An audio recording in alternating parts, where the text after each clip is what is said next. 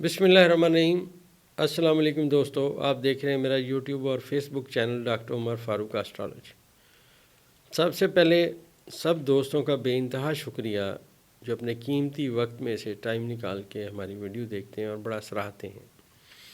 आज दोस्तों मैं ये इस वक्त का पाकिस्तान का जायचा आपको सामने दिखा रहा हूँ। ये देखें, स्क्रीन पे मैंने जायचा लगाया है। अब ये आज जो जायचा है 21 फरवरी 2025 का है और सियारगान जो हैं वो क्या बयान कर रहे हैं।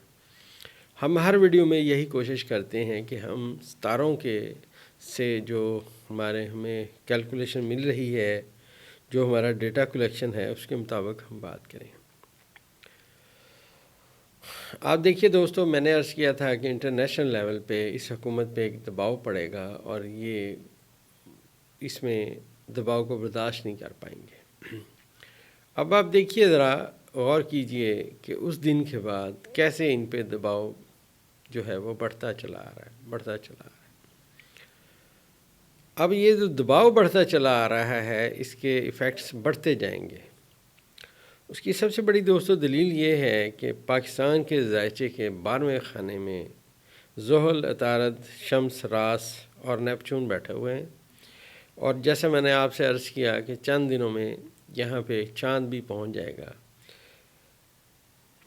और चाँद जो है इस वक्त वो आप देखिएगा कि बुर्ज कौस में मौजूद है और इसके अलावा मरीख जो है बुर्ज सरतान में 17वें दर्जे पे है। और ये जो 17 दर्जे पे मरीख है ये अपने हबूत के ख़ाने में है। जो एस्ट्रोलॉजी है, जो इल्म नजूम है, जो हमारा डेटा कलेक्शन हमने सीखा है, वो सारा एक बात की निशानदेही कर रहा है कि इन हुक्मरानों का चाल चलाओ सितारे उसका ऐलान कर रहे हैं।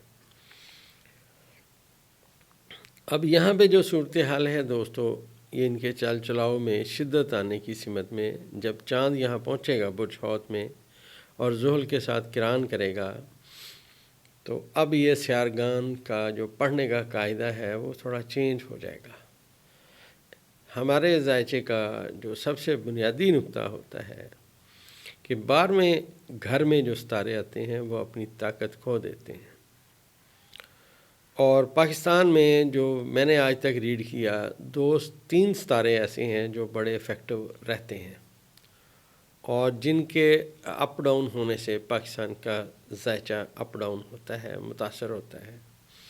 वैसे तो 4 सितारे हैं, लेकिन चाँद क्योंकि क्विक ट्रैवलर है, जल्दी सफ़र करता है और ये पाकिस्तान के हाल के ख़ाने का चौथा घर का सितारा है। और ये जो ट्रैवल करता है तो ये क्विक रिस्पॉन्स करता है, पॉजिटिव भी क्विक होता है, नेगेटिव भी क्विक होता है। अब इस दफ़ा जब ये चाँद यहाँ पहुँचेगा तो पाकिस्तान के जायचे के 12वें खाने में ये सितारे सारे आके फंस जाएंगे और जो मरीख है, जो असल पाकिस्तान की कौम को, पाकिस्तान के मुल्क को रिप्रेजेंट करता है, वो अपने हबूत के खाने में मौजूद है। और ये जो सितारा यहाँ मौजूद है मरीख, ये अपने इंतहाई नाक़िस तरीन दौर से गुज़र रहा है। अभी इसने अपनी दोस्तों रिवर्स ख़त्म करनी है आने वाले 2-3 दिनों में और फिर इसने वापस मुस्तकीम होना है। तो जायचे का एक कानून होता है कि सितारा जितने दर्जे रिवर्स गया, उसके बाद जैसे जैसे उसने वापस आने में अपना सफ़र तय किया और वो जो सफ़र उसने तय किया वापस आने का, वही मुश्किलात लाने का वक्त होता है। लिहाजा क्योंकि अब इससे ज़्यादा आगे मरीख ने नहीं जाना, बल्कि इसने मुस्तकीम होना है, इस बुर्ज को वापस इसने क्रॉस करना है, लिहाजा मुश्किलात इनके लिए और ज़्यादा हो जाएंगी। दर हकीकत जो ही चाँद बुर्ज हमल में आएगा तो उस वक्त में एक दिन ऐसा आने वाला है जिस दिन में इस हुकूमत के चल चलाव का ऐलान हो जाएगा।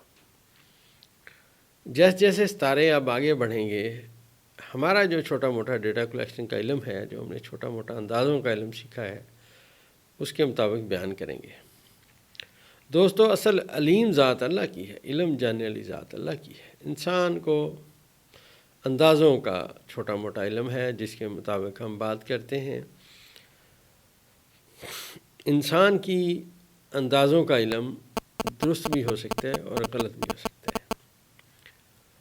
اللہ قوی و قادر ہے اور اللہ کا فیصلہ قوی و قادر ہے۔ اور میں پھر عرض کرتا چلوں کہ ایک خالق کے فیصلے کو مخلوق نہیں جان سکتی۔ تو یہاں پہ جو ہمارا اندازوں کا علم ہے وہ ان کے چال چلاؤ کی باتیں کر رہا ہے، اور اس میں جو حال کے خانے کے ستارے ہیں اس میں زہرہ بھی ہے، مریخ بھی ہے، اور جیسا میں نے آپ سے عرض کیا کہ اب سورج برج حمل میں آئے گا اور مریخ کے ساتھ نیس نظر قائم کرے گا۔ اسی دوران چاند بھی حال کے خانوں میں نیگیٹو ہوگا ان ستاروں کے ساتھ۔ تو یہ جب وقت بنے گا آپس میں سیارگان کی نظرات نحس ہوں گی، یہ ان حکمرانوں کے چال چلاؤ کی باتیں کر رہے ہیں۔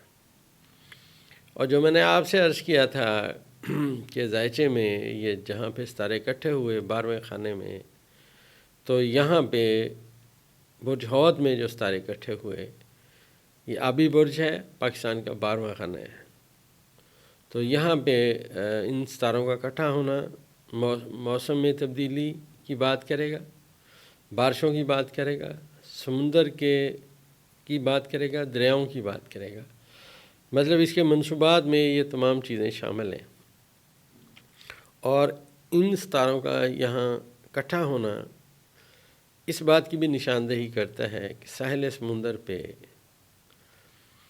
کوئی ذخیرہ، کوئی زیر زمین معدنیات دریافت ہونے کی سمت میں باتیں جا سکتی ہیں، یہ ایک اندازہ ہے۔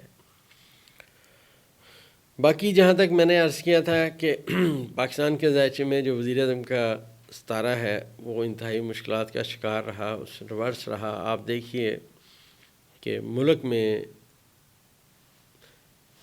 کیا چل رہا ہے، کیا وزیر اعظم کوئی ایسا بااختیار آدمی ہے؟ تو آپ کو جواب آئے گا بااختیار آدمی نہیں ہے۔ یہ دوستو ایک ڈیٹا کلیکشن کا علم ہے۔ اس وقت میں یہ جو 2.5 سال کا عرصہ تھا، جو کہ زائچہ کہہ رہا ہے کہ مئی میں کہیں جا کے مڈ آف مئی میں جا کے یہ وقت ختم ہوگا جب زحل جو ہے برج حوت سے نکل کے برج حمل میں آئے گا۔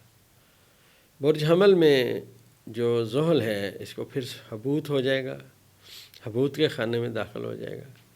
لہٰذا ہمیں یہ ابھی نظر نہیں آ رہا کہ کوئی ہم کہیں کہ کوئی طاقتور ترین صورتحال سامنے آئے گی، بلکہ صورتحال تھوڑی کمزور رہے گی۔ بلکہ در حقیقت یہ جو بات ہے، یہ جو اسٹرالوجی بیان کر رہی ہے، وہ یہی بیان کر رہی ہے کہ جن پہ تھا تکیہ وہی پتے ہوا دینے لگے۔ صورتحال یہاں پہ جانا شروع ہو گئی ہے۔ اور ستاروں کا جو اثرات ہیں، ستاروں کے جو ایفیکٹس ہیں، منصوبات ہیں، وہ اپنی جگہ پہ قائم اور دائم ہیں۔ نہ میرے کہنے سے ان میں کوئی اثر آنا ہے، نہ ان کی جرت ہے ستاروں کی وہ کچھ کریں۔ یہ ایک اندازوں کا علم ہے، ڈیٹا کلیکشن ہے۔ فیصلہ اللہ کا ہے، قوی ذات اللہ کی ہے۔ جو اللہ کرتا ہے ہمیشہ بہتر کرتا ہے۔ تو یہ ہم نے ستارے آج کے بیان کیے ہیں۔ آج کے ستارے بیان کرنے کا واحد مقصد یہ ہے کہ آنے والے وقت میں ستارے جہاں جائیں گے وہ اس حکومت کے چل چلاؤ کی بات کر رہے ہیں۔ تو یہ دوستو ہمارا ڈیٹا کلیکشن ہے، جس کے منصوبات کے مطابق ہم نے پڑھا اور زائچہ بیان کرنے کی کوشش کی۔ کل کی ویڈیو میں اس سے آگے انشاءاللہ کوئی بات کریں۔